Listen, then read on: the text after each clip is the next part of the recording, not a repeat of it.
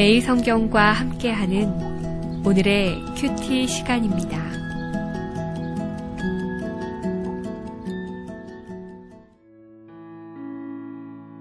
(5월 28일) 오늘의 말씀은 이사야 41장 21절부터 29절까지의 말씀입니다. 나 여호와가 말하노니 너희 우상들은 소송하라. 야곱의 왕이 말하노니 너희는 확실한 증거를 보이라. 장차 당할 일을 우리에게 진술하라. 또 이전 일이 어떠한 것도 알게 하라. 우리가 마음에 두고 그 결말을 알아보리라. 혹 앞으로 올 일을 듣게 하며 뒤에 올 일을 알게 하라. 그리하면 너희가 신들인 줄 우리가 알리라. 또 복을 내리든지 재난을 내리든지 하라. 우리가 함께 보고 놀라리라. 보라, 너희는 아무것도 아니며 너희 일은 허망하며 너희를 택한 자는 가증하니라. 내가 한 사람을 일으켜 북방에서 오게 하며 내 이름을 부르는 자를 해돋는 곳에서 오게 하였나니 그가 이르러 고관들을 석회장이같이 토기장이가 진흙을 밟음같이 하리니 누가 처음부터 이 일을 알게 하여 우리가 알았느냐? 누가 이전부터 알게 하여 우리가 옳다고 말하게 하였느냐? 알게 하는 자도 없고 들려주는 자도 없고 너희 말을 듣는 자도 없도다. 내가 비로소 시온에게 너희는 이제 그들을 보라 하였노라. 내가 기쁜 소식을 전할 자를 예루살렘에 주리라. 내가 본즉 한 사람도 없으며 내가 물어도 그들 가운데 한 말도 대답할 조언자가 없도다. 보라, 그들은 다 헛되며 그들의 행사는 허무하며 그들이 부어 만든 우상들은 바람이요 공허한 것뿐이니라. 안녕하세요. 2013년 5월 28일 화요일 우리 주님이 주신 새로운 아침입니다. 오늘 하루도 살아계신 말씀의 힘으로 시작되는 복된 날 되시길 축복합니다. 여러분, 우상이 무엇입니까?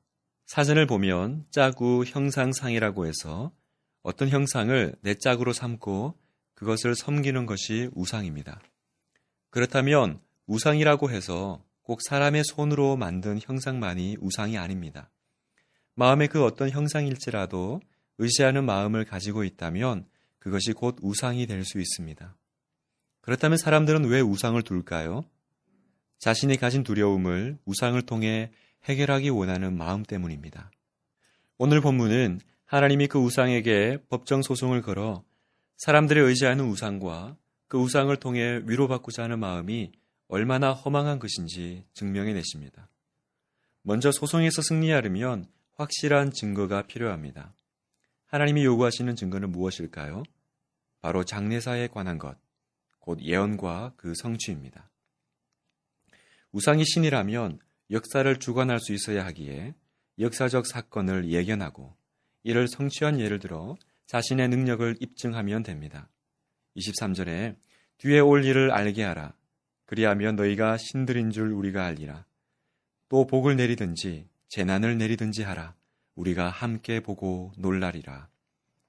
여기서 한 가지 특이한 점은 하나님이 우상과의 법정 소송에서 자신을 우리라고 호칭하신다는 겁니다. 왜 우리일까요? 여기서 우리는 삼위 하나님을 말하기보다 이스라엘을 포함시켜 우리라고 부르신다고 보는 것이 옳습니다. 그 말은 하나님과 택함받은 야곱의 관계가 개인적으로 긴밀함을 보여주는 것입니다. 이것이 가능한 이유는 21절의 말씀처럼 하나님은 자신을 야곱의 왕으로 정의 내리셨기 때문입니다. 부부관계가 되면 더 이상 내가 아니라 우리라고 표현하는 것처럼 이제 하나님은 이스라엘을 자신과 같은 한 운명 공동체로 삼으신 것입니다. 하나님이 우리의 왕이시고 그분은 자신을 우리와 구별해서 말씀하지 않으신다는 사실에 고마움과 감격을 느낍니다. 계속해서 보겠습니다.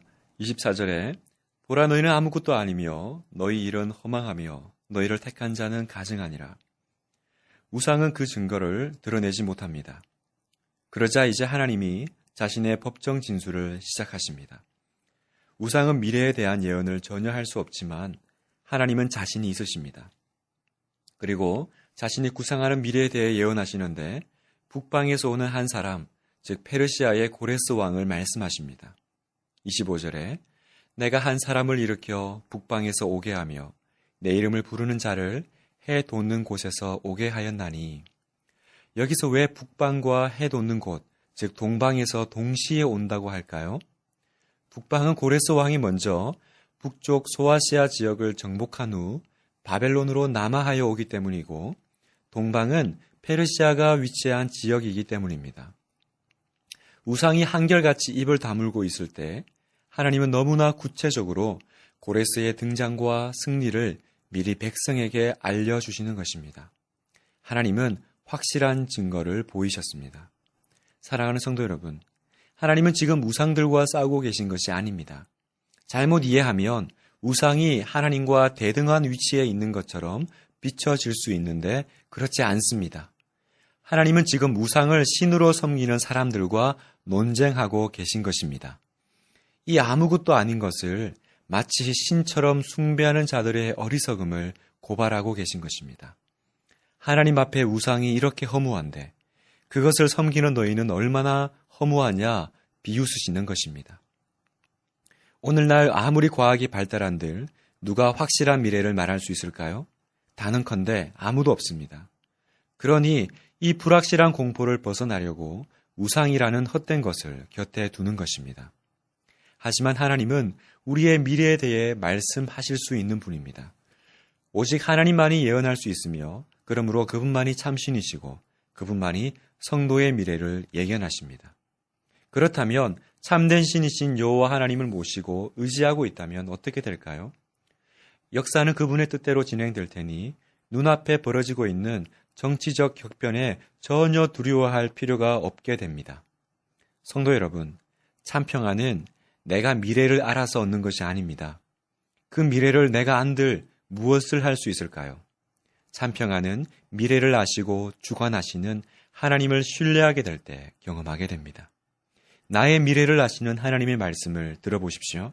예레미야 29장 11절에 여호와의 말씀이니라. 너희를 향한 나의 생각을 내가 아나니 평안이요 재앙이 아니니라. 너희에게 미래와 희망을 주는 것이니라. 또 로마서 8장 30절에 또 미리 정하신 그들을 또한 부르시고 부르신 그들을 또한 의롭다 하시고 의롭다 하신 그들을 또한 영화롭게 하셨느니라. 이것이 성도에게 약속하시는 미래입니다. 거짓 신들의 전쟁터 같은 세상에서 항상 곁에 두고 의지하는 것이 있습니까? 나를 만드신 하나님을 버리고 내가 만든 하나님을 세우고 있다면 어서 빨리 청산하십시오. 하나님이 창조주요 역사의 참 주인이라고 믿는다면 이 세상과 내 삶을 바라보는 시각은 달라질 것입니다. 참된 평안을 누리게 될 것입니다. 함께 기도하겠습니다. 살아계신 하나님, 오늘 아침은 어느 때보다 주님이 살아계신 참 신이심을 봅니다. 내 안에 품고 있는 우상의 실체를 보게 하옵소서. 혹시 내 안에 전능하신 하나님보다 더 의지하고 있는 것이 있다면 어서 빨리 청산하게 하시고 나의 모든 장래와 소망을 하나님께 두고 참 평안을 누리게 하옵소서. 우리 주 예수님의 이름으로 기도합니다. 아멘.